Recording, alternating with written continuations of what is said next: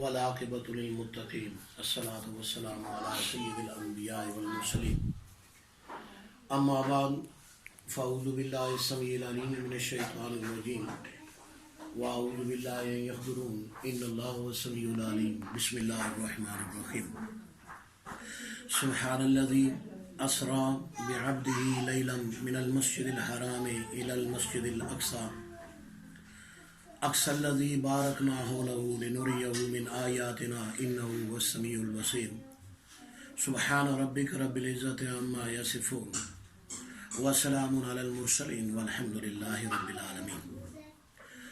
محمد کی غلامی دین حق کی شرط اول ہے صلی اللہ علیہ وآلہ وسلم۔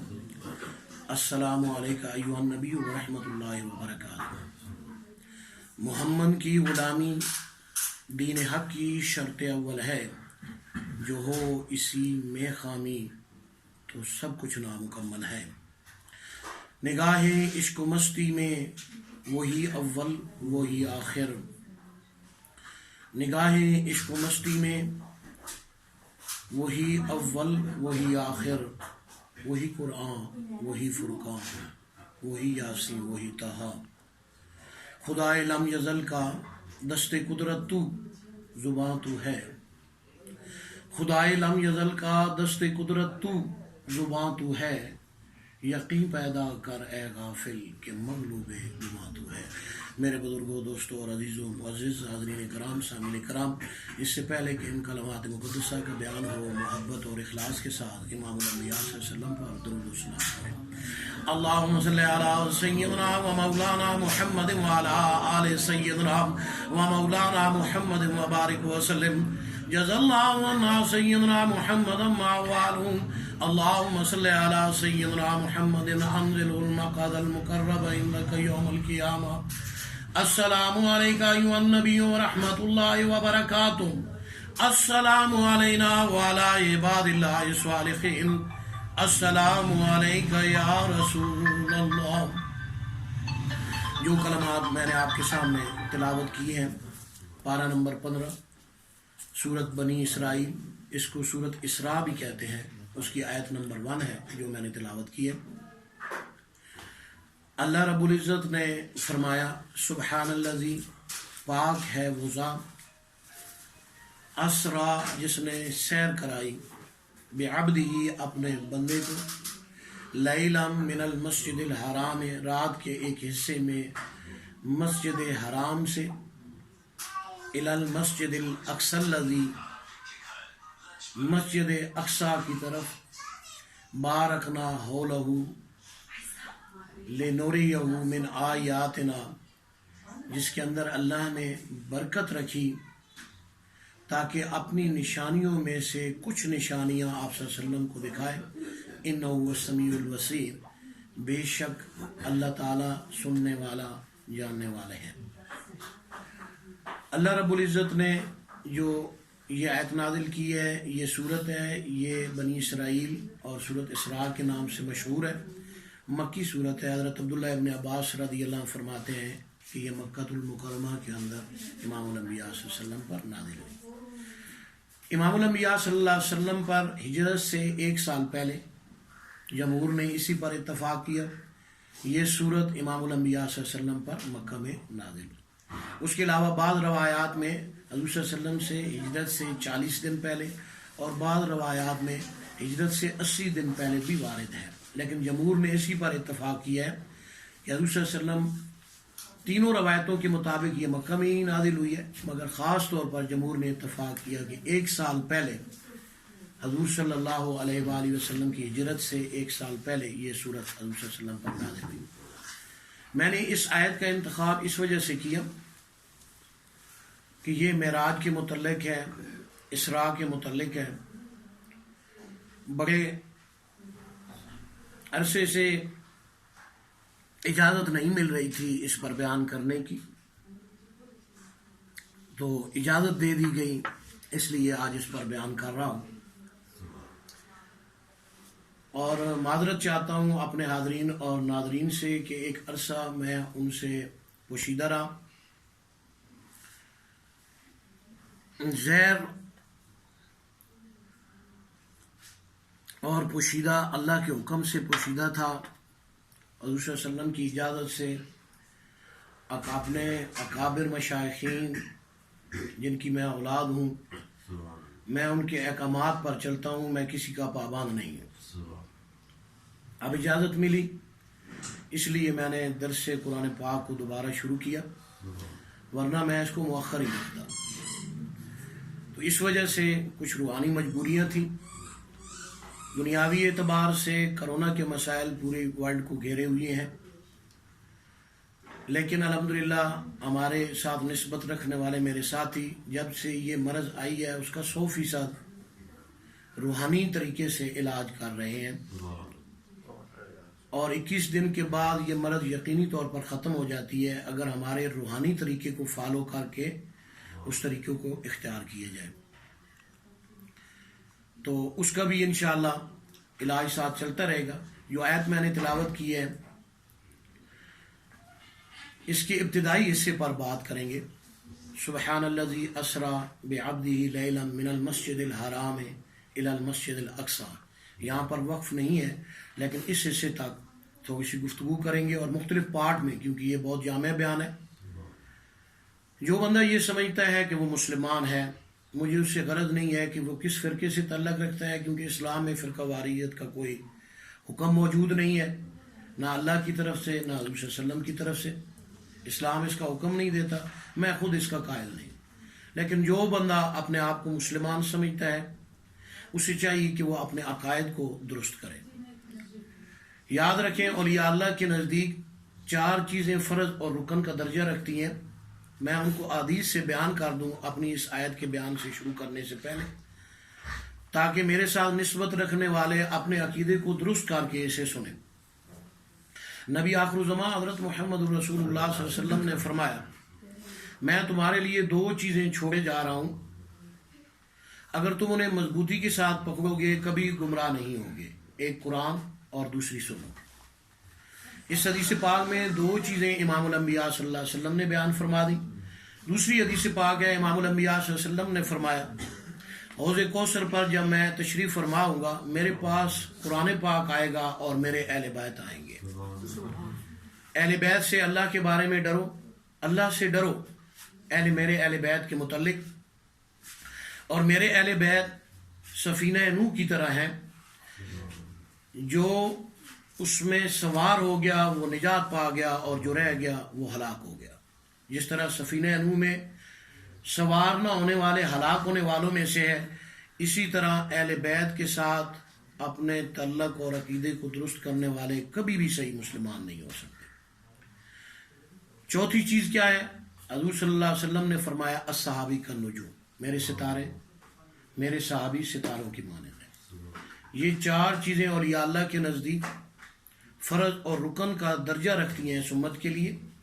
جو بندہ یہ سمجھتا ہے کہ میں مسلمان ہوں، اور وہ یہ سمجھتا ہے کہ حضور صلی اللہ علیہ وسلم نے فرمایا میری امت کے 73 فرقے ہوں گے اور ان میں سے ایک فرقہ ناجیہ ہوگا، اور اس کے بارے میں فرمایا ما انا علیہ و اصحابی، جو میرا طریقہ ہے اور میرے صحابہ کا طریقہ ہے، اگر وہ ناجیہ فرقے میں جانا چاہتا ہے تو ان 4 چیزوں کو بطور فرض اور رکن کے سمجھتے ہوئے اپنے عقیدے کو درست کرے۔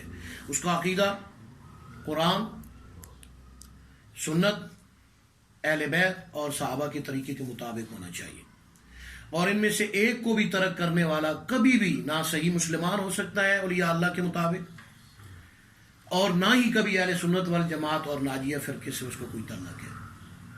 اس لیے پہلے اپنے عقیدے کو درست کریں۔ تو میں نے آیت تلاوت کی، سبحان الذی اسری بعبدہ لیلا من المسجد الحرام الی المسجد الاقصی۔ سبحان الذی، اس میں ابتدا اللہ تعالیٰ کے صفاتی نام سے ہوئی، جیسے سورت الرحمن میں اللہ تعالیٰ نے اپنے صفاتی نام الرحمن سے سورت کی ابتدا کی۔ اللہ کے ذاتی نام کے ساتھ صفاتی نام بھی ہے، انہی ناموں میں سے ایک یہ نام بھی ہے سبحان، لیکن میں اس کی زیادہ جو فضائل ہیں اور مسائل ہیں اس کی طرف نہیں جاؤں گا۔ اس کے 4 حرف ہیں، سین، بے، ہے اور نون۔ تجوید میں بے کو با اور ہے کو ہا کہا جاتا ہے۔ یہاں پر بھی ہمیں اپنا عقیدہ درست کرنے کی ضرورت ہے۔ متأخرین علماء نے ایسا غلط عقیدہ متعارف کروایا تجوید اور بغیر تجوید کے متعلق جس کا قرآن اور سنت میں کوئی جواز نہیں بنتا۔ امام الانبیاء صلی اللہ علیہ وسلم نے فرمایا جو بندہ بغیر تجوید کے ایک حرف قرآن پاک کا پڑھتا ہے اس پر اسے 10 نیکی ملیں گی۔ حضرت انس رضی اللہ تعالیٰ عنہ راوی ہیں، امام الانبیاء صلی اللہ علیہ وسلم نے فرمایا جو بندہ تجوید کے ساتھ ایک حرف پڑھتا ہے ہر حرف کے بدلے 20 نیکیاں ہیں۔ یاد رکھیں امام الانبیاء صلی اللہ علیہ وسلم نے کسی کام کو بھی ایک طریقے سے نہیں کیا، ہر کام کو کم از کم 2، 3، 4 یا زائد طریقوں سے کیا تاکہ امت پر آسانی ہو، مگر امت نے فرقہ واریت کو اختیار کیا اور جبر کے طریقے کو اختیار کیا۔ میں دلیل دے کر سمجھاتا ہوں۔ جیسے حضور صلی اللہ علیہ وآلہ وسلم نے غسل کیا اور نماز پڑھی، جیسے حضور صلی اللہ علیہ وسلم نے غسل کیا اور وضو کیا اور پھر نماز پڑھی، یہ دونوں کس کے طریقے ہیں؟ دونوں امام الانبیاء صلی اللہ علیہ وسلم کے طریقے ہیں۔ اگر ہم یہ کہیں کہ جو وضو کر کے نماز پڑھنے والا ہے وہ تو اہل سنت والجماعت ہے اور جو بغیر وضو کے پڑھنے والا ہے وہ گمراہ ہے، تو وہ کس کے طریقے کو گمراہی کا طریقہ بیان کر رہے ہیں؟ امام الانبیاء صلی اللہ علیہ وسلم کی سنت کو۔ یہ ہمارے متأخرین علماء کا کام ہے جنہوں نے جبر کے طریقے کو رائج کیا، لا اکراہ فی الدین، اور اسلام کو محدود کیا۔ حضور صلی اللہ علیہ وسلم نے کسی کام کو بھی ایک طریقے سے نہیں کیا، اس بات کو اچھی طرح ذہن میں بٹھا لیں، اور وہ اس وجہ سے تاکہ اس امت پر آسانی ہو۔ تو یہ تجوید اور بغیر تجوید دونوں طریقوں سے آپ قرآن پاک کو پڑھ سکتے ہیں۔ جس نے بغیر تجوید کے قرآن پڑھا ہے وہ بھی درست قرآن پڑھ رہا ہے، اور جو تجوید کے ساتھ پڑھ رہا ہے وہ بھی درست قرآن پاک پڑھ رہا ہے۔ جو ہمارے علماء نے بحثیں کی ہیں الحمدللہ اور الحمدللہ پڑھنا، اس میں اور غلط دعالین اور غلط ضالین پر، یہ علماء کا اختلاف ہے، قرآن اور سنت میں اس کا کوئی ثبوت نہیں ہے۔ اگر آپ اپنے آپ کو مسلمان سمجھتے ہیں تو پھر اس مسئلے کو سمجھیں اور قرآن اور سنت کے مطابق اپنے عقیدے کو درست سمجھیں۔ تو سبحان کے 4 حرف ہیں، بغیر تجوید کے بے کو بے کہا جائے گا اور تجوید میں با کہا جائے گا، ہے کو ہا کہا جائے گا تجوید کے ساتھ، اور ہے کو ہے کہا جائے گا بغیر تجوید کے ساتھ، مگر حرف اس کے 4 ہی رہیں گے۔ صفاتی ناموں میں سے نام ہے۔ سبحان کے 4 حرف ہیں اور 4 ہی اس کے لفظی اور لغوی معنی ہیں۔ سبحان کے کتنے حرف ہیں؟ 4 حرف ہیں، اور کتنے ہی اس کے لفظی اور لغوی معنی ہیں؟ 4 اس کے لفظی اور لغوی معنی ہیں۔ پہلا معنی ہے سبحان کا، اللہ پاک ہے ہر قسم کے عیب سے، شرک سے۔ سبحان کا کیا معنی ہے؟ اللہ پاک ہے ہر قسم کے عیب سے، شرک سے۔ کسی قسم کا اللہ میں کوئی عیب نہیں ہے اور وہ شرک سے بھی پاک ہے، یہ اس کا پہلا معنی ہے۔ دوسرا سبحان کا معنی ہے انتہائی تیزی کے۔ امام الانبیاء صلی اللہ علیہ وسلم جو معراج پر تشریف لے گئے، یہ انتہائی تیزی کے ساتھ عمل ہوا، دنیا کی کوئی قوت اس کو کاؤنٹ نہیں کر سکتی جتنا تیزی کے ساتھ حضور صلی اللہ علیہ وسلم معراج پر گئے۔ روایات سے بتا دیتا ہوں تاکہ ہمیں سمجھنے میں آسانی ہو، اس کی ساتھ ساتھ تفسیر بھی ہوتی رہے گی۔ انتہائی تیزی سے مراد کیا ہے؟ حضرت ام ہانی کے گھر امام الانبیاء صلی اللہ علیہ وسلم ابو طالب کے گھر میں تشریف فرما تھے، جو حضرت علی رضی کی بہن ہے حضرت ام ہانی، یہ بھی حرم کے اندر ان کا گھر ہے۔ حضور صلی اللہ علیہ وسلم نے فرمایا کہ وہاں پر میں تھا، وہاں سے میرا معراج کا ابتدا ہوئی، اور دوسری حدیث پاک میں ہے میں حتیم میں تھا حرم کے پاس، اور وہاں سے میرا معراج کے سفر کی ابتدا ہوئی۔ دونوں کا مفہوم واضح ہے، دونوں حرم کے اندر شمار ہوتے ہیں، کیونکہ جو گھر تھا حضرت علی رضی کی بہن کا، حضرت ام ہانی کا، وہ بھی حرم کے اندر ہے اور حتیم بھی حرم کے اندر ہے، مگر تھوڑا سا لطیف فرق ہے، وہ میں وضاحت آگے کر دوں گا۔ تو وہاں سے حضور صلی اللہ علیہ وسلم نے فرمایا کنڈی ہل رہی تھی حضرت ام ہانی کے گھر کی رضی اللہ تعالیٰ عنہ، اور آپ کا سفر کی ابتدا ہوئی، اور کنڈی ہل رہی تھی، آپ واپس آ گئے، آپ کا سفر ختم ہو گیا۔ اس لیے سبحان کا جو دوسرا معنی میں نے بیان کیا وہ کیا ہے؟ انتہائی تیزی کے ساتھ۔ اگر آج بھی کنڈیاں آپ ہیں، موجود ہیں، آپ اس کو ہلائیں، میں نے تجربہ کیا، 2.5 سے 3 منٹ کے بعد وہ کنڈی رک جاتی ہے۔ جب آپ اس کو حرکت دیتے ہیں اس کے بعد از خود وہ کنڈی 2.5 سے 3 منٹ میں رک جاتی ہے۔ اتنے قلیل وقت میں حضور صلی اللہ علیہ وسلم نے سفر کیا. اس لیے یہاں پر اس آیت کی ابتدا سبحان کے اسم سے، صفاتی اسم سے کی گئی، کیونکہ یہ انتہائی تیزی کے ساتھ ہوا، انتہائی تیزی کے ساتھ. اور وہ تیزی کیسے تھی کہ زمین سے لے کر زمین تک جو آپ صلی اللہ علیہ وسلم نے سفر کیا، مسجد حرام سے مسجد اقصی تک 40 دن کا سفر ہے، اور آپ کتنی تیزی کے ساتھ اس کو قطع کرتے ہیں. روحانی اسرار بھی بیان کروں گا انشاءاللہ اولیاء اللہ کے طریقے کے مطابق. اس کو کیا کیفیات کو کہتے ہیں، قرآن اور سنت میں کیا کہا جاتا ہے. تو یہ دوسرا اس کا معنی ہے سبحان کا. پہلا معنی کیا تھا؟ اللہ پاک ہے ہر قسم کے عیب سے، شرک سے. دوسرا سبحان کا معنی ہے انتہائی تیزی کے ساتھ، کیونکہ یہ واقعہ معراج انتہائی تیزی کے ساتھ ہوا، اس وجہ سے اس کو سبحان سے ابتدا کی. تیسرا حیران کن واقعہ ہے، انتہائی حیران کن واقعہ ہے یہ جو واقعہ معراج ہے، اس لیے سبحان سے اس کی ابتدا کی. سبحان کا تیسرا مفہوم یہ ہے. اور چوتھا اس کا معنی سبحان کا ہے عجیب اور غریب کے، یعنی اس میں ایسے اسرار اس امت کے لیے حضور صلی اللہ علیہ وسلم نے چھوڑے تاکہ قیامت تک آنے والے میرے امتی قرآن کو بنیاد بنا کر اور سنت کو بنیاد بنا کر، اہل بیت اور صحابہ کو بنیاد بنا کر اپنے عقیدے اور اعمال کو درست کر سکیں. اس وجہ سے یہ انتہائی عجیب و غریب واقعہ ہے. یہ واقعہ کب شروع ہوا؟ 27 رجب المرجب کے مطابق، حدیث پاک کے مطابق آپ صلی اللہ علیہ وسلم معراج پر تشریف لے گئے. 27 رجب المرجب کو امام الانبیاء صلی اللہ علیہ وسلم کا یہ سفر شروع ہوا. اگرچہ بعض روایات دوسری ہیں لیکن وہ ضعیف ہے. جمہور نے جو اس پر اتفاق کیا ہے وہ یہی ہے، محققین نے، کہ 27 رجب کو آپ صلی اللہ علیہ وسلم معراج پر تشریف لے گئے. انتہائی عظیم رات ہے.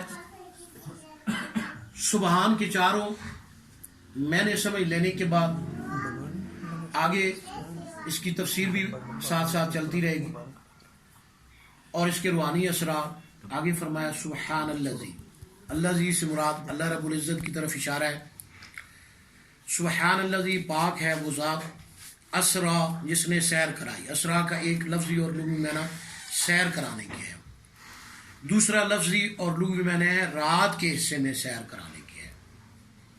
قرآن پاک یاد رکھیں جتنے بھی الفاظ ہیں ہر لفظ اپنی تفسیر خود بیان کرتا ہے اگر ہم قرآن کو سمجھتے ہو، مگر ہر آدمی قرآن کا فہم نہیں جانتا. حضرت علی رضی اللہ راوی ہیں، حضور صلی اللہ علیہ وسلم نے فرمایا ہر چیز کا علم قرآن پاک کے اندر موجود ہے مگر ہر آدمی کو اس کا فہم حاصل نہیں ہے. قرآن کی تفسیر سمجھ لینا فہم نہیں ہے، ترجمہ پڑھ لینا فہم نہیں ہے.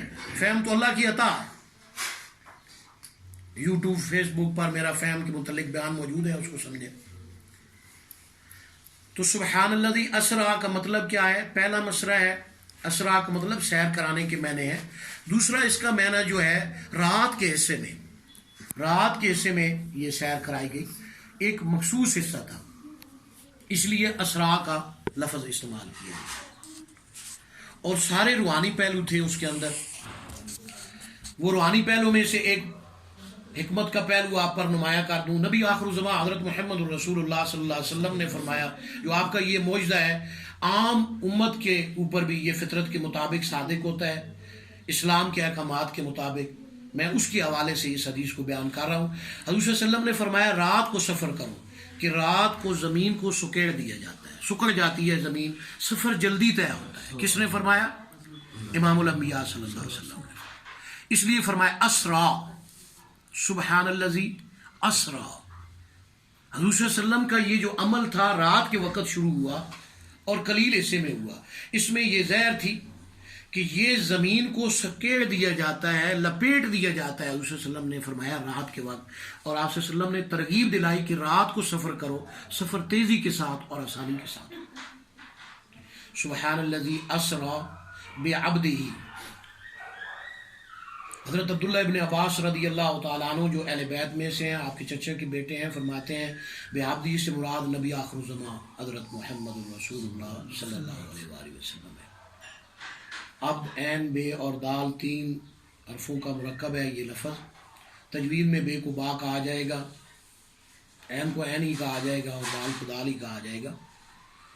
عبد کا لفظی اور لغوی معنی بندہ اور غلام کے ہے. غلام کس کو کہتے ہیں، بندہ کس کو کہتے ہیں، اس کی تفسیر کو ہم نے سمجھا.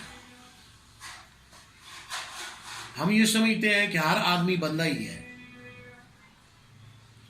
لفظی اور لغوی معنی غلام اس کو کہتے ہیں جو اپنے آقا کے حکم کے بغیر نہ کھاتا ہے، نہ پیتا ہے، نہ کوئی کام کرتا ہے، نہ چلتا ہے، نہ پھرتا ہے.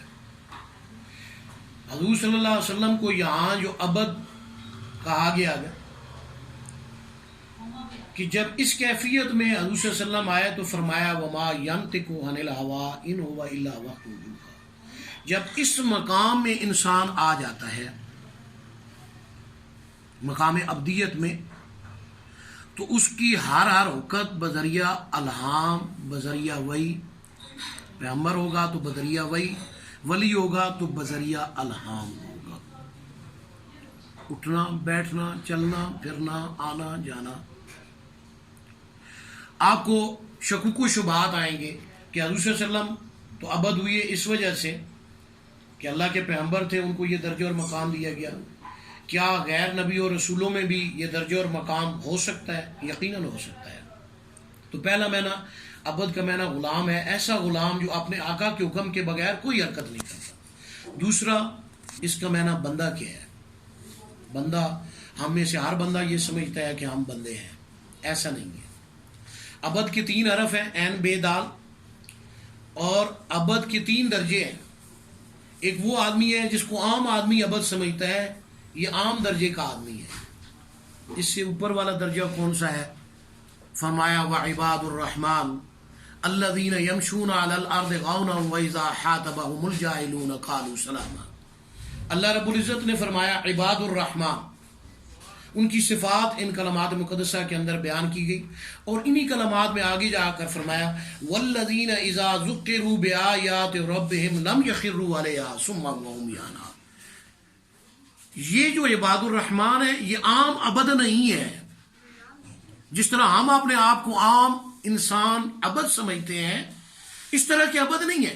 اللہ نے ان کے درجے کو بلند کیا، اور قرآن پاک میں سورۃ فرقان میں اس کو نمایاں کیا. وعباد الرحمن الذین یمشون علی الارض غونا واذا خاطبهم الجاہلون قالوا سلاما. اس پر بیان کروں گا، زیادہ لیٹ ہو جاؤں گا، اپنے موضوع کی طرف آتا ہوں. ان کا درجہ کیوں عباد الرحمن کا افضل ہے، اور ان کی کیفیات میں فرق کیا ہے دوسرے عبد سے عباد الرحمن میں. حضور صلی اللہ علیہ وآلہ وسلم نے فرمایا، جیسے یہ میں نے آیت تلاوت کی والذین اذا ذکروا بآیات ربہم لم یخروا علیہا صما وهم ینامون. عباد الرحمن کی صفات ہے کہ ان کے سامنے جب اللہ کی آیات پڑھی جاتی ہیں وہ اس پر اندھے گونگے اور بہرے ہو کر نہیں گرتے. امام الانبیاء صلی اللہ علیہ وآلہ وسلم نے فرمایا. صحابہ نے سوال کیا یا رسول اللہ صلی اللہ علیہ وآلہ وسلم، آپ جب ہمارے سامنے موجود ہوتے ہیں، قرآن پاک کی تلاوت کرتے ہیں، ہماری کیفیت کچھ اور ہوتی ہے. جب ہم قرآن پاک کی تلاوت گھروں میں جا کر کرتے ہیں اس وقت یہ کیفیت واقعہ نہیں ہوتی. اس میں فرق کیا ہے؟ آپ صلی اللہ علیہ وسلم نے فرمایا میں قرآن پاک کو پیٹس کے ساتھ پڑھتا ہوں اور تم قرآن پاک کو پشت کے ساتھ پڑھتے ہو.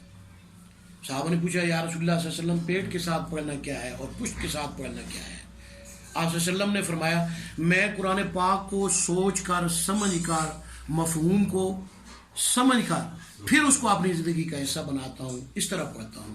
جبکہ تم یہ پیٹ کے ساتھ پڑھنا ہے، اور پشت کے ساتھ پڑھنا کیا ہے کہ تم لاپرواہی کے ساتھ پڑھتے ہو، اس میں غور و غوض نہیں کرتے، اس میں فکر نہیں کرتے کہ کیا حکم دیا گیا ہے، اس کا مفہوم کیا ہے، اس کو سمجھ کر نہیں پڑھتے ہو.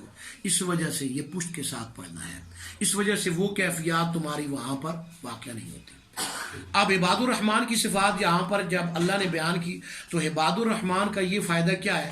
دوسری حدیث پاک میں آپ صلی اللہ علیہ وسلم نے اس کو نمایاں کر دیا. حضرت عبداللہ ابن عمر رضی اللہ عنہ راوی ہیں، امام الانبیاء صلی اللہ علیہ وآلہ وسلم نے فرمایا سب سے افضل عبادت فقہ ہے اور سب سے افضل دین تقویٰ ہے.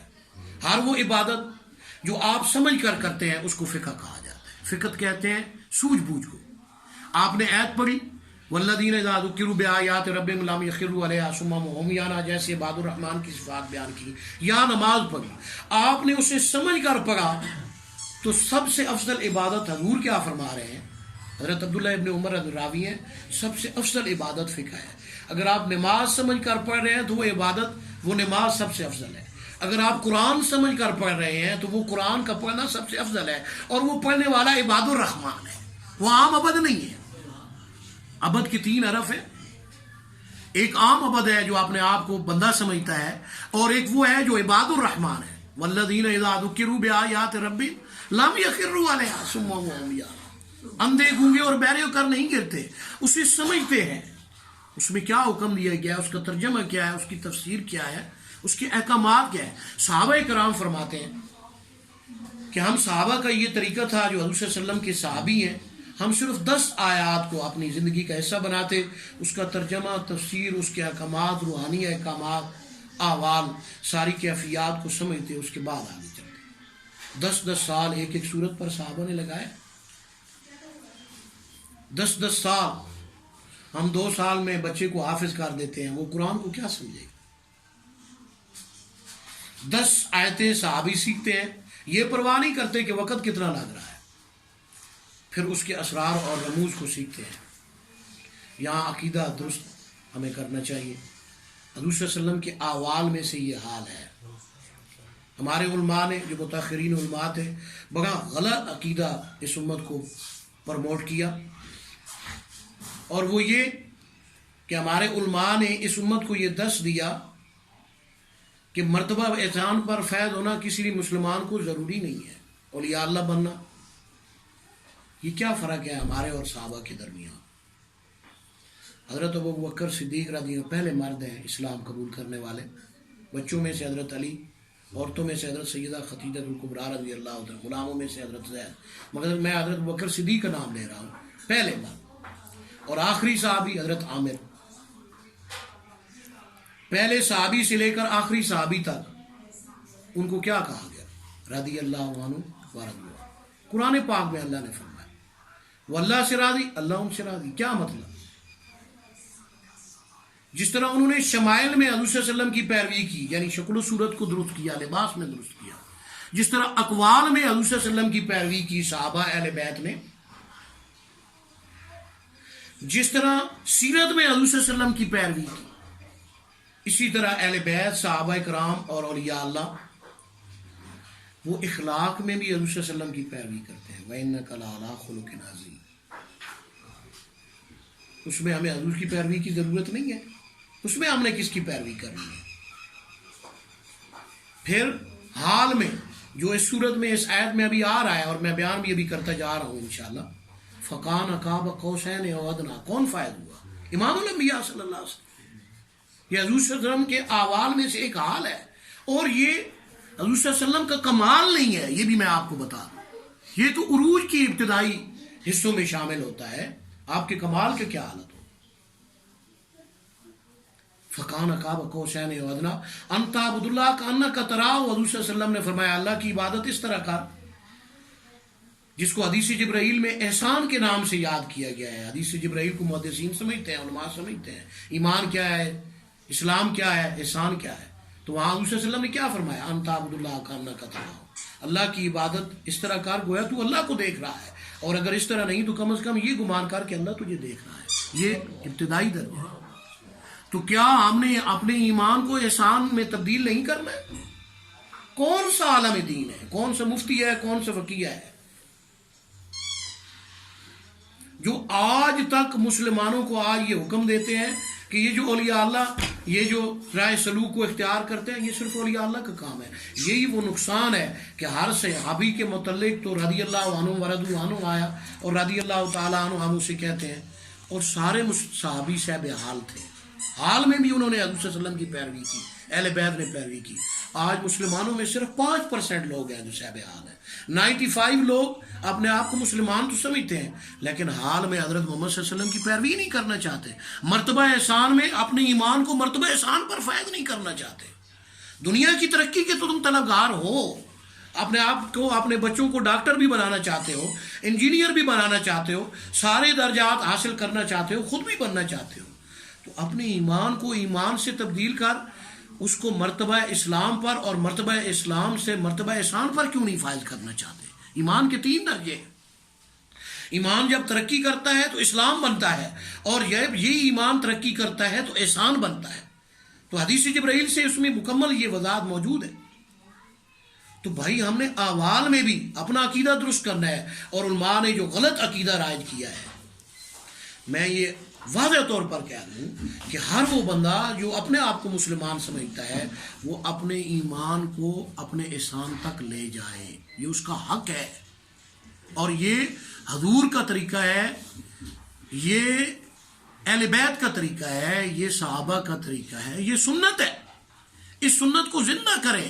جب تک یہ سنت زندہ نہیں ہوتی یہ امت اسی طرح تنکے کی طرح ذلیل و رسوا ہوتی رہے گی، جس کو حدیث پاک میں حضور صلی اللہ علیہ وسلم نے تنکے کی طرح فرمایا۔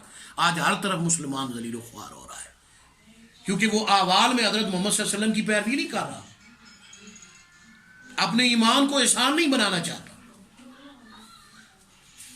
تو فرمایا اسرا بعبدی، سبحان الذی اسرا بعبدی۔ عبد کے 2 لفظی اور لغوی میں نے بیان کیے، اور عبد کا تیسرا درجہ کیا ہے؟ ایک تو عام آدمی ہے جو عبد ہے، ایک وہ عبد ہے جو عباد الرحمن ہے، جس کا درجہ زیادہ ہے، جو ہر چیز کو سمجھ کر پڑھتا ہے۔ ہم میں سے کتنے لوگ ہیں جو نماز پڑھتے ہیں، ہمیں پتہ ہے ہم کیا پڑھ رہے ہیں؟ ہم میں سے کتنے ہیں جو قرآن پاک کو پڑھتے ہیں، کیا وہ سمجھتے ہیں کہ وہ قرآن پاک میں کیا حکم دیا جا رہا ہے؟ حضور نے کیا فرمایا، اہل بیت نے کیا فرمایا، صحابہ نے کیا فرمایا؟ اگر ہم اس کو سمجھتے تو پھر قواریت ویسے ہی ختم ہو جاتی، لیکن ہم اس کو سمجھے ہی نہیں ہیں۔ تو عباد الرحمن کا درجہ اس سے اوپر ہے عام عبد سے، اور اس سے اوپر عبد کا مقام ہے۔ مقام عبدیت کیا ہے؟ یہ مقام ہے، اس سے جب نبی اور رسول گزرتا ہے، جیسے حضور صلی اللہ علیہ وسلم یہاں سے گزرے، اس پر فائد ہوئے تو آپ کو عبد کہا گیا۔ جب صحابی اور اہل بیت گزرتے ہیں تو وہ صحابی ہونے کی حیثیت سے گزرتے ہیں، اہل بیت ہونے کی حیثیت سے گزرتا ہے، خلیفہ راشد گزرتا ہے تو خلیفہ راشد ہونے کی حیثیت سے گزرتا ہے، اور جب ولی گزرتا ہے اس مقام عبدیت پر فائد ہوتا ہے تو ولی ہونے کے اعتبار سے فرق ہوتا ہے۔ یہاں بھی ہمیں اپنے عقیدے کو درست کرنے کی ضرورت ہے۔ اولیاء اللہ کبھی بھی صحابیت کے دائرے میں داخل نہیں ہو سکتے، صحابی کبھی بھی نبی اور رسول کے دائرے میں داخل نہیں ہو سکتے۔ حضرت بکر صدیق رضی اللہ عنہ سے لے کر حضرت عامر رضی اللہ تعالیٰ عنہ نبوت کے دائرے میں نہیں جا سکتے، جتنا بھی بڑا مقام ہو جائے۔ اسی طرح کوئی ولی کتنا ہی بڑا ہو جائے وہ صحابیت کے دائرے میں نہیں جا سکتا۔ اس لیے اس غلط عقیدے کی وجہ سے جو عوام میں متعارف ہوا، لوگ آج اپنے آپ کو مسلمان سمجھتے ہیں اور علماء کو حضور صلی اللہ علیہ وسلم سے بھی اوپر بڑھا دیتے ہیں۔ غلط عقیدہ، صحابہ سے بھی بڑھا دیتے ہیں، اور صحابہ کو اور اماموں کو حضور صلی اللہ علیہ وسلم سے افضل قرار دے دیتے ہیں، 12 اماموں کو، اور ان کے حضور صلی اللہ علیہ وسلم کے برابر قرار دیتے ہیں۔ یہ عقیدہ غلط ہے، یہ قرآن اور سنت کے خلاف ہے۔ انعام یافتہ لوگوں کا یہ عقیدہ نہیں ہے۔ انعام یافتہ لوگوں سے کیا مراد ہے؟ صراط الذین انعمت علیہم، جو ہم روزانہ نماز میں پڑھتے ہیں، الذین انعم اللہ علیہم من النبیین والصدیقین والشہداء والصالحین۔ انعام یافتہ وہ لوگ ہیں جو نبی اور رسول ہیں، جو اہل بیت اور صحابہ کرام ہیں، خلفائے راشدین ہیں، اور اولیاء اللہ۔ ان کے عقیدے کی یہ خلاف ہے کہ ہم اماموں کو حضور صلی اللہ علیہ وسلم سے بڑھا دیں یا ان کے برابر کر دیں، یا علماء کو اپنے علماء کو حضور صلی اللہ علیہ وسلم سے بڑھا لیں یا اس کے برابر کر دیں۔ یہ اپنے عقیدے کو درست کریں۔ تو عبدیت بے عبدی سے مراد حضرت عبداللہ ابن عباس نے فرماتے ہیں، اس سے مراد حضرت محمد صلی اللہ علیہ وسلم ہے۔ جب آپ اس مرتبے پر فائز ہوئے تو اس وقت آپ کی حالت کیا تھی؟ اس کے روحانی اسرار کو بیان کر رہا ہوں۔ وما ينطق هوى إن هو إلا وحي يوحى۔ جب انسان عبد بنتا ہے، جب حضور صلی اللہ علیہ وسلم عبد بنے تو اس کا درجہ اور مقام کیا تھا؟ موسیٰ علیہ السلام نے کہا رب ارنی، اے میرے پروردگار مجھے اپنا آپ دکھا، مجھے اپنی تجلی دکھا۔ اللہ نے فرمایا لن ترانی، تو نہیں دیکھ سکتا۔ یہاں کیا ہو رہا ہے؟ یہاں حضور نہیں فرما رہے ہیں، اللہ خود بلا رہے ہیں، اللہ خود بلا رہے ہیں۔ جب انسان ابد بنتا ہے تو اس کا ایمان احسان بن جاتا ہے، وہ اللہ کی تجلیات کو دیکھتا ہے۔